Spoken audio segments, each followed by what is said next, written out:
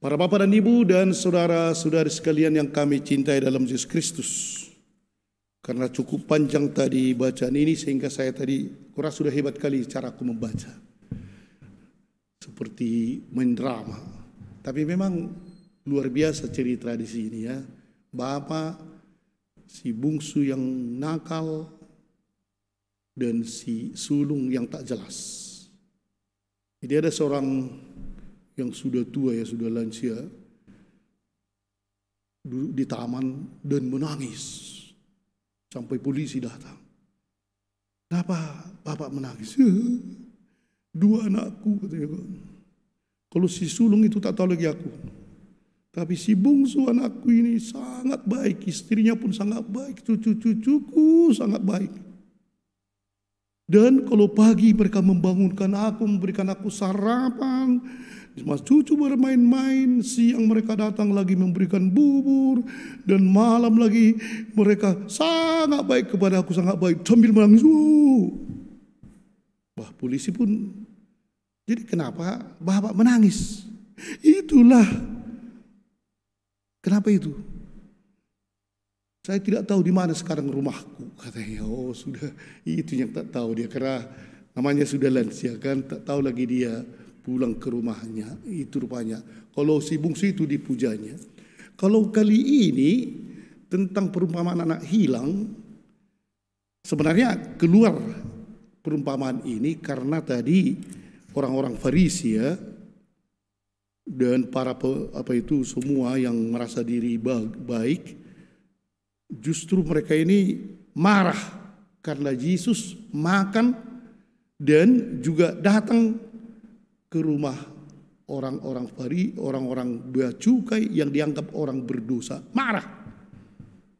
Kenapa kalau Mesias dia, kalau Tuhan dia, mengapa bergaul dengan orang-orang berdosa ini? Nah, disinilah keluar.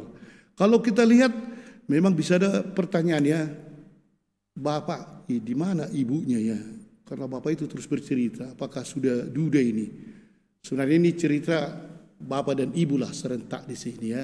Ayah dan sifat ayah dan sifat ibu muncul di sini. Dan kalau kita lihat ada pertanyaan yang memang besar dan luar biasa juga ya. Dan seperti pertanyaan dari si sulung ini, mengapa pula dirayakan berpesta pora? Dipotong anak lembu, dikasih baju, dikasih sepatu, dikasih lagi cincin kepada orang ini.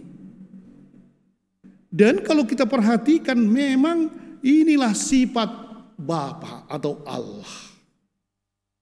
Murah hati, dalam bahasa Latin itu misericordia, sangat murah hati. Dan tidak pernah dia memihak anak pertama atau anak kedua, dia tidak memihak. Selalu dibilangnya anakku. Si bungsu pun sudah jahat, anakku. Ini si sulung, anakku.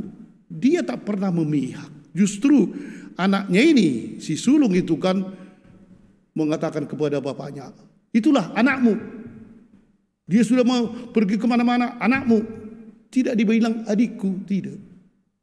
Anakmu. Dibentaknya bapaknya itu kan, tapi bapak sendiri tak pernah membeda-bedakan. Si bungsu yang berdosa atau si sulung yang memberontak, tetap dia menamakan anakku. Anakku, engkau selalu bersama aku, dan seterusnya. Dan para bapak dan ibu, rupanya memang anaknya yang justru tadi mempunyai sikap yang berbeda. Kita ini yang mempunyai sikap yang berbeda. Sudah merasa diri benar karena yang salah itu atau yang berdosa itu bertobat, kita malahan marah kepada Tuhan. Ngapain pula Tuhan memperhatikan orang seperti itu? Akulah, kasihlah, entah kambing pun seekor, masa inilah. Itulah sifat kita manusia, para bapak dan ibu ya.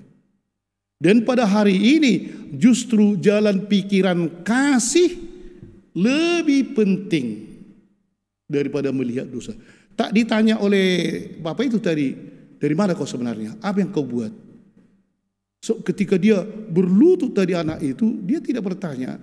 Malahan, potong, ambil bajunya, cincin, potong lembu.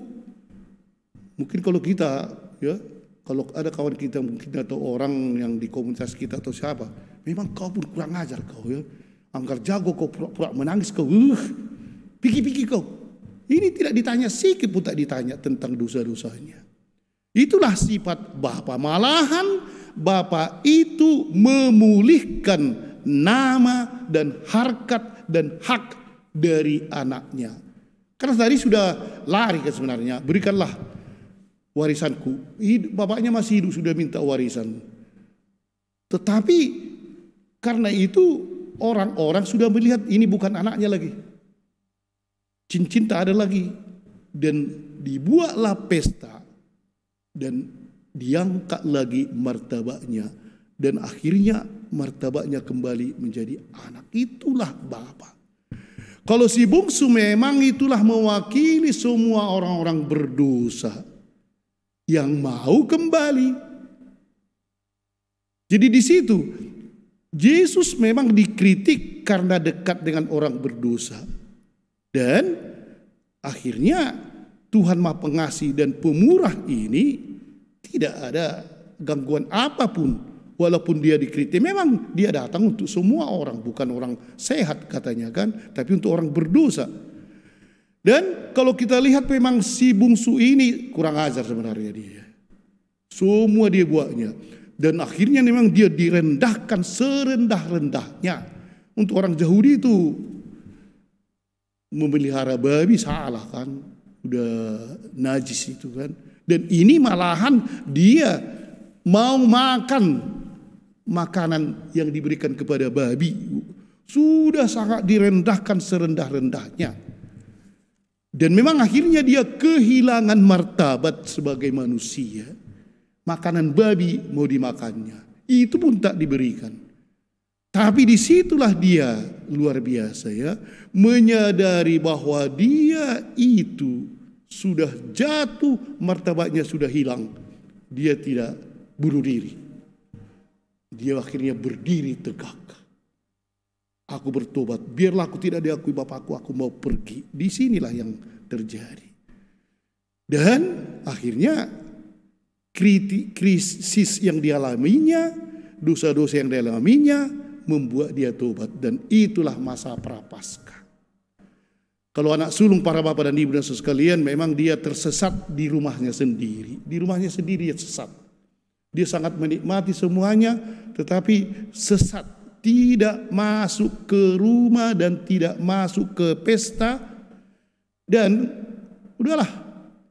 Dan orang seperti inilah yang sulit untuk bertobat. Orang yang sudah merasa diri mapan, tak bisa diganggu, si anak sulung ini. Dan akhirnya adiknya yang mendapat berkat, si sulung tidak. Ini saya kira para bapak dan ibu, marilah kita, semua kita berdosa. Tapi bagaimanakah keberdosaan kita itu kita buat menjadi pertobatan? Disitulah rahmat Tuhan dan masa prapaskah kita jalani. Amin.